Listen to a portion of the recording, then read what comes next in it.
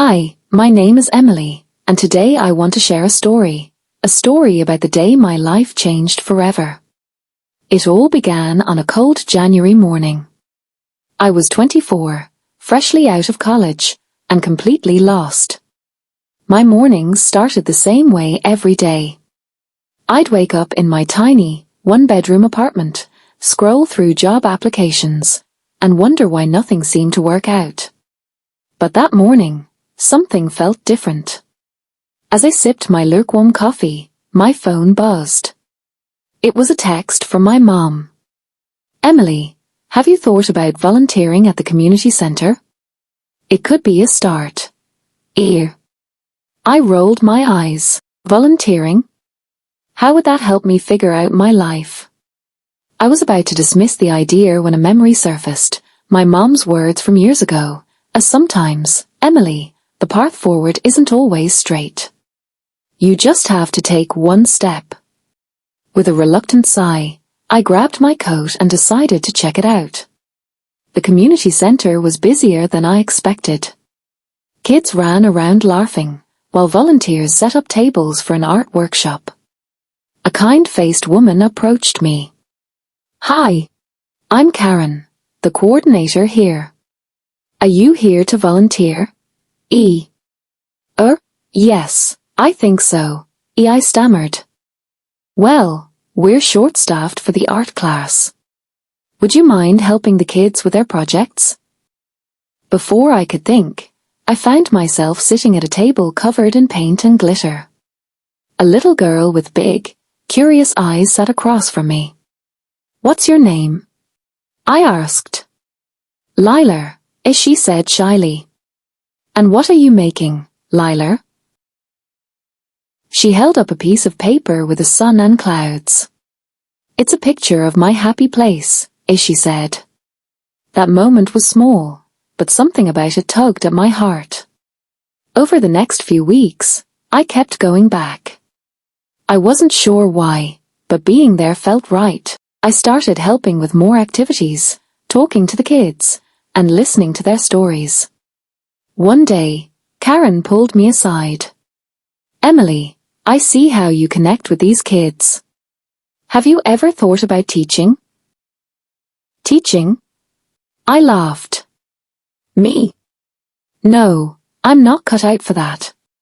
She smiled. You never know where a small step might lead. One Saturday, I noticed Liler sitting alone. She wasn't her usual cheerful self. I sat down beside her. "Liler, is everything okay?" I asked softly. She hesitated, then said, "I'm scared to read in front of the class at school. I always mess up." Her words hit me. I saw myself in her. The fear, the doubt, the belief that she wasn't good enough. "Liler," I said, "do you know what I do when I feel scared?" She shook her head. I remind myself that being brave doesn't mean not being scared. It means doing it anyway. How about we practice together? For the next hour, we read story after story. Her confidence grew with every word, and when she finally smiled, I felt something I hadn't in a long time: purpose. Months later, Liler's mom came to the center. "Emily," she said, her voice full of gratitude, "Liler talks about you all the time. She read a whole paragraph in class yesterday. Thank you for believing in her." That night, I sat in my apartment and thought about everything that had happened. For so long, I'd been searching for a career, a plan, a destination. But maybe, I realized, it wasn't about finding the perfect path. It was about making a difference, even in the smallest way. Today, I'm a teacher at a local elementary school. Every day, I get to encourage kids like Liler to find their voices and chase their dreams. And it all started with a reluctant step into a community center. So, if you're feeling stuck, lost, or unsure of your next step, remember this: sometimes, the smallest actions can lead to the most incredible changes. You just have to take that first step. A new challenge. Months after I started volunteering, Karen, the community center coordinator, called me into her office. Her face was serious, but her eyes sparkled with excitement. "Emily," as she began, "I have a proposal for you. We're launching a special tutoring program on Saturdays, and I think you'd be perfect to lead it." "Me?" I asked, stunned. "Yes. The kids here trust you, and you have a gift for connecting with them. But I understand it's a big commitment. Take your time to think about it." That night, as I cooked dinner in my tiny apartment, I couldn't stop thinking about her words. On one hand, I was scared. How could I manage something so important? But on the other hand, I felt excitement. What if this was exactly what I needed? The next day, I gave Karen my answer. "I'll do it," I said, a mix of nerves and determination in my voice. The first Saturday was total chaos. There were more kids than I expected, each with their own challenges. Some needed help with math, others with reading, and some just wanted a safe place to spend their time. I remember Jason, a 10-year-old boy who couldn't stop frowning. "Why are you here if you're not even a real teacher?" he asked when he arrived. I smiled and replied, "Because I believe we all have something to learn." "What do you want to learn today?" He shrugged. "I don't know. Maybe how to add fractions." "Perfect," I said, grabbing a sheet of paper. "Let's start." Over time, Saturdays became my favorite day of the week. Watching the kids grow, not just academically but also in confidence, was priceless. One day, while helping Lila with a writing project, a man approached me. He was tall, professionally dressed, but his eyes were kind. "Hello," he said, extending his hand.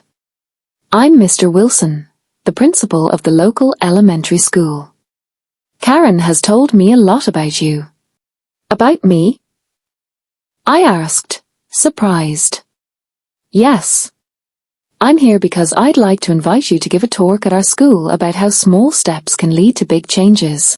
I think the kids could learn a lot from you."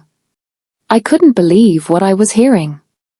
Me, giving a talk at a school? "It'll be informal," he added, noticing my hesitation. "Just share your story. Sometimes, a story can change lives." The auditorium was filled with kids, teachers, and parents.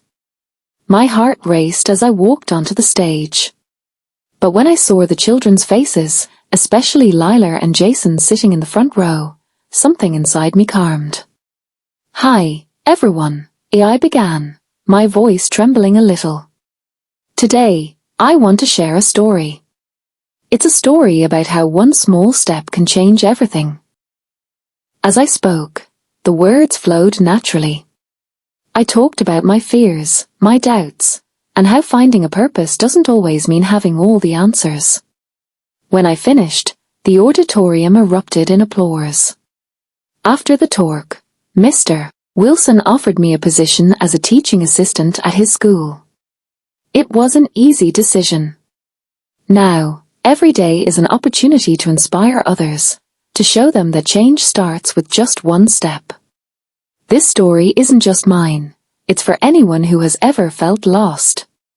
If there's one thing I've learned, it's that you never know the impact a small action can have. So, if you're searching for your path, don't worry about having all the answers. Just take one step. Thank you for listening to my story. If you enjoyed this content, don't forget to like, subscribe to English Fun Tales, and hit the notification bell so you don't miss our upcoming videos. Thank you for joining me on this learning adventure. See you in the next video, and let's keep learning together, step by step. See you soon.